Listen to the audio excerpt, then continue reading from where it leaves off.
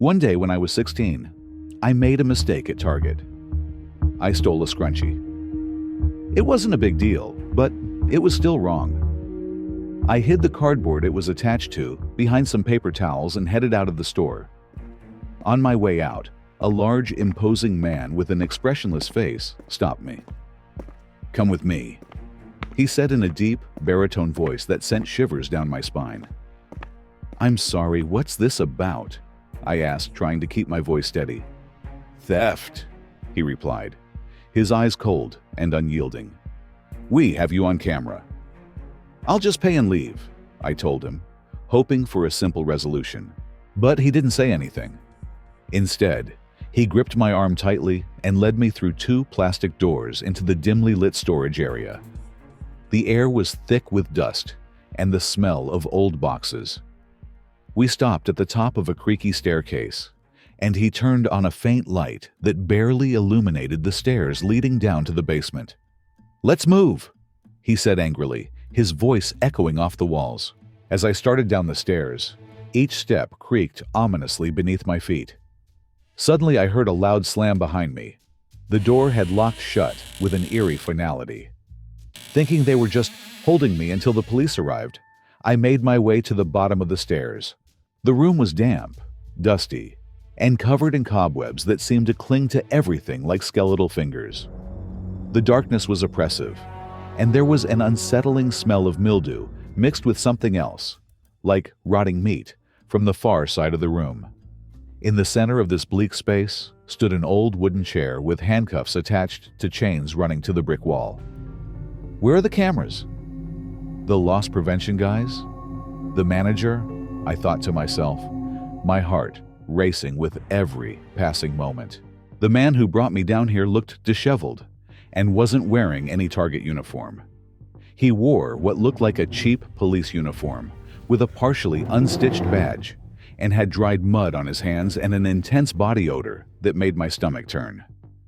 Fed up and scared, I pulled out my phone and called the store. "Thank you for calling Target. This is Destiny. How may I help you?"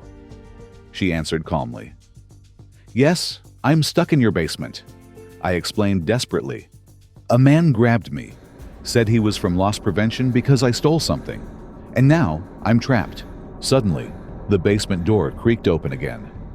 I heard whistling, a haunting melody that seemed to come from nowhere, and creaking from the wooden stairs as if someone was deliberately making each step sound louder than necessary. I backed into a corner and picked up the chair as a potential weapon.